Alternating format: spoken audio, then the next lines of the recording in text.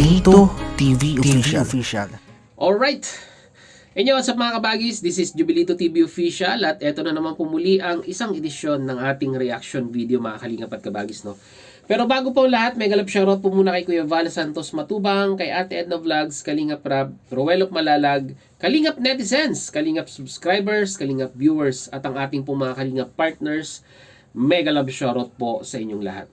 So ito na nga mga kalingap at kabagis for today's reaction video. Gawan lang po natin ng reaction at pagbibigay po ng opinion dito po sa mga warning letter na ibinaba po ng Team MERD or ang Magnetic Energy Reliable Dedicated na pinangungunahan po ng ating pong pinagpipitaganang presidente po ng MERD na si Ma'am Mighty Emmy na kapatid po ni Kuya Val Santos Matubang. So ito na nga po ang ganap mga kalingap at kabagis, no. Itong mga previous hours lang po, no, ay meron pong mga ibinabang pangalan ang Team MERD at apat po sila na nabigyan ng warning letter. At ano po ang dahilan kung bakit po sila nabigyan ng warning letter? Ang reason po ay wala po silang video upload in regards po sa pagcha-charity. Ano po ba ang rule sa mga kalingap partners natin or mga kalingap charity vloggers natin pagdating po sa pagcha-charity? Una-una po sa lahat, kailangan po minimum meron po silang dalawang video upload regarding sa pagcha-charity or sa pagtutulong sa loob po ng isang linggo. The higher, the better. Pero ang nangyari po, ilan po sa mga nababaan yung apat na ito? Si Starax, Gilumags, 1TV at Redsane ay wala pong halos video upload patungkol po sa pagcha-charity nitong mga nakaraang linggo. Kaya po sila nababaan ng warning letter. At dahil nga po dito mga kalingap at kabagis, may mga kalingap netizens at kalingap viewers ang naging hati ang kanilang opinion regarding po dito sa pagbaba ng warning letter. May mga iba na nagsasabing tama ang ginawa ng Team MERD sa pagbibigay ng warning letter dahil sila rin po mismo ay nakakapansin na wala po silang mga charity works na ginagawa or ina-upload sa kanilang mga YouTube channel. Bagkos, ang mapapanood po ay mga video na related po sa mga galawan nila sa pagsama po nila kay Kalingap Rab. At meron din naman pong nagsasabi mga kalingap at kabagis na wala po sigurong pondo ang mga kalingap partners natin ito para may sagawa or may sakatuparan ang kanilang pagcha-charity. Kaya wala po silang upload na charity works.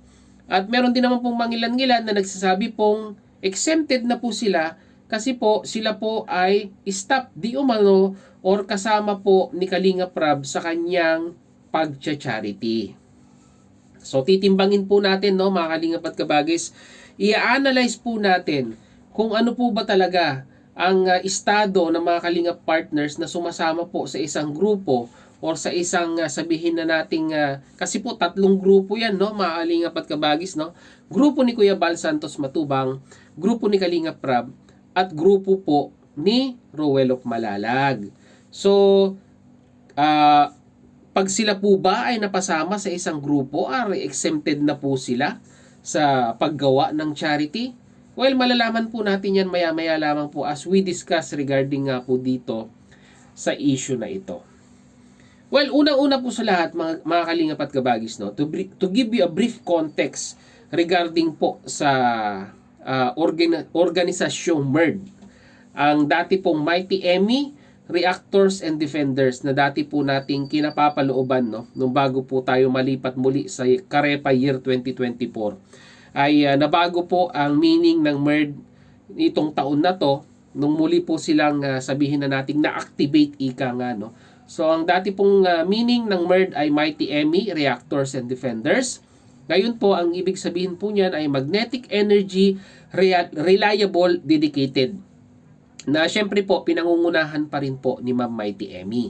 So may mga mangilan-ngilan na na-retain na group na mga members ng MERD at meron pong mga bago na naging membro po ng MERD. At ang inyo pong lingkod ay masasabi po nating naging membro po ng MERD year 2023. Ganun na lang po, no, mga kalingap at kabagis, no. So kagaya ng sinabi ko kanina, ano po ba ang trabaho ng MERD? sila po ang mata, tenga ng Kalingap. At sila rin po ang taga-implement ng mga rules and guidelines, nagbibigay ng sanction and penalties base po sa mga nauobserbahan nilang violation na nagagawa po ng mga Kalingap partners natin. So yun po ang one of the main role, no, ng Team MERD. And at the same time, kung may bumabalahura sa mga mag-amang Matubang at kay Ruel of Malalag, syempre po papasok din po ang Team MERD bilang defender po ng mga Matubang charity vloggers. So ito na, mga Kalingap at Kabagis, ito pong rules na ito ay matagal na. So ibig sabihin po, ini-implement lamang po ng MERD kung ano po yung nakikita nilang mali sa ginagawa po ng mga Kalingap partners natin. Pag sinabi po nating Kalingap partners, mga Kalingap at Kabagis, ay in general po yan. Hindi po kesyo miyembro ka ng isang team ay masasabi po nating hindi ka na miyembro ng Kalingap partners. Isa ka pa rin Kalingap partners. At bawat Kalingap partners po ay meron po tayong sinasabing batas o rules na nagdidictate na kailangan po ay magkaroon po tayo ng charity works at least minimum 2 sa isang linggo. So dito pa lang, mga Kalingap at Kabagis, base po sa observation ng MERD, ay nakagawa nga po ng violation ang 4 na ito. Starax, Gilumags, 1TB at Red Saint. At dito po sinusunod lamang po ng Team MERD ang rules and guidelines na ini-implement po ng Kalingap. Bakit po kaya, mga Kalingap at Kabagis, no, hindi nakakapag-upload ng charity works ang 4 na ito? One thing for sure, mga Kalingap at Kabagis, tayo po ay puro espekulasyon lamang or puro masasabi po nating komento or analyze kung bakit po sila hindi nakakapag-upload. Ang tanging makakasagot pa rin po niyan, mga Kalingap at Kabagis, ay syempre po ang mga Kalingap partners po nating involved. To be specific, Starax, Gilumags, 1TB at Red Saint. Ano po ang kanilang mga reason? Sila po ang nakakaalam niyan kung bakit hindi po sila nakakapag-upload. Pero kung ilulugar po natin ang ating sarili bilang isang Kalingap partners, syempre po makakapag-conclude po tayo ng sarili nating reason kung bakit po sila hindi nakakapag-charity works.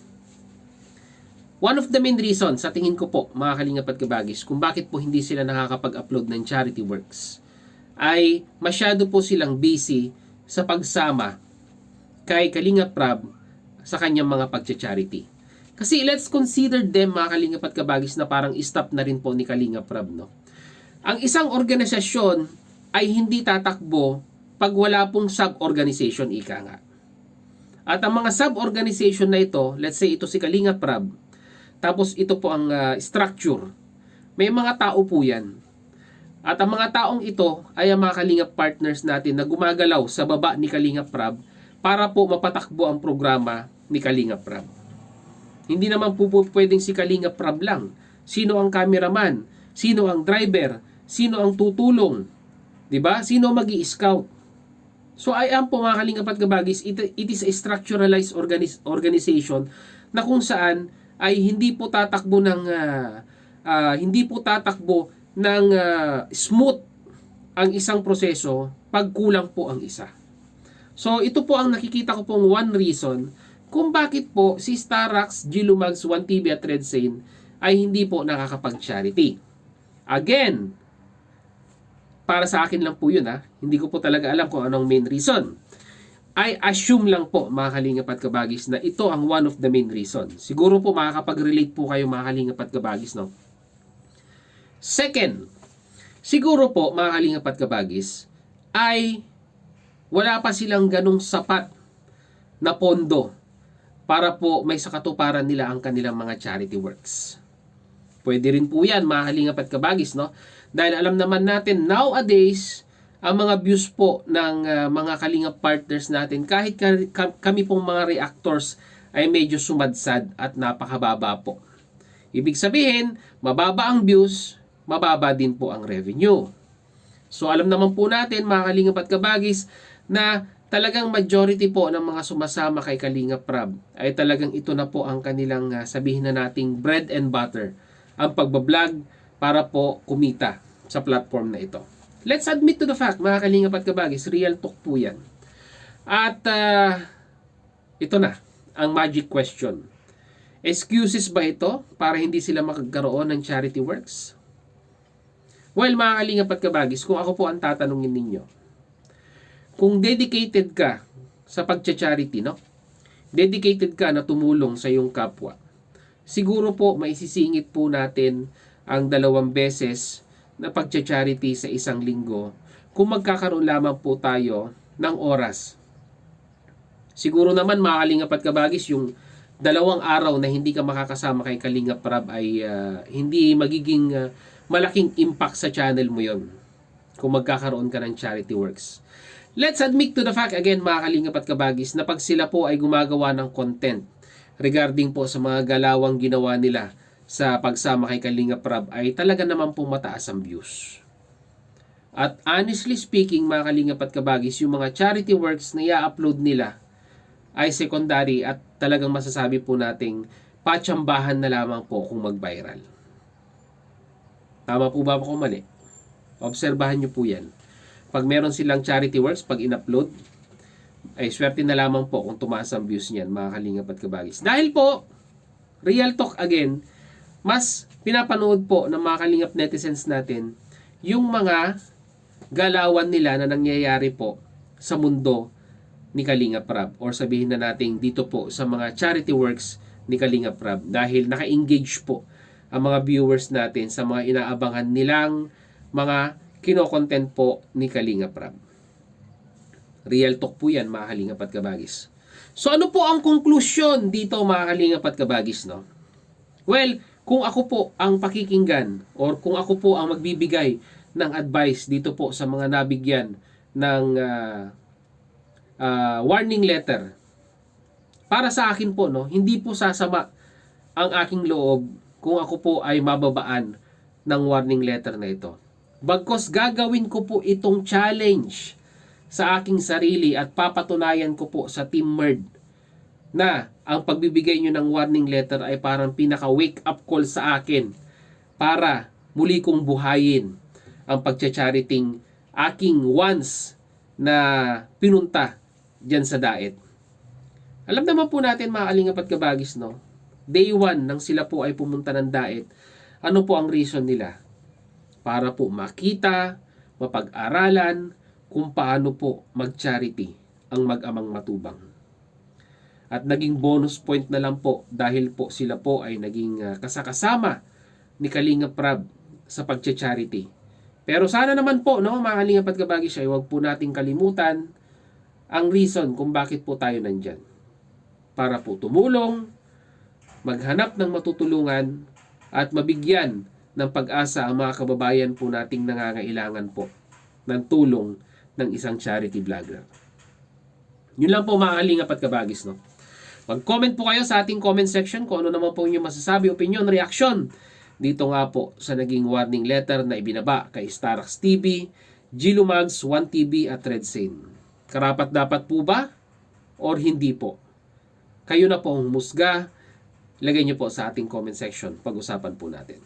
So yun nga mga kalingap at kabagis, muli maraming salamat dahil nga sa dulo po ng ating reaction video ay muli po nasamahan nyo po muli si Jubilito TV Official, at muli po nagpapaalala po ang inyong host sa mga hindi po nakasubscribe sa channel ko, yung Val Santos Matubang at Edna Vlogs Kalingap Rab, Ruel of Malalag. Suportahan po natin ang kanilang mga YouTube channel, and at the same time muli po naglalambing din po ang inyong host sa mga hindi pa po nakasubscribe sa channel ni Jubilito TV Official ay pakita naman po ang subscribe button at ang notification bell para maging updated po kayo sa mga darating nating reaction videos. Once again, this is Jubilito TV Official, proud member po ng Team Koos at ng Karepa Year 2024. Ayun, nakalimutan ko pala mga kalingap at kabagi, suportahan nyo rin po ang ating FB page na may title pong Paksa ng Buhay Ating Gabay na may red banner pong Jubilito TV Official.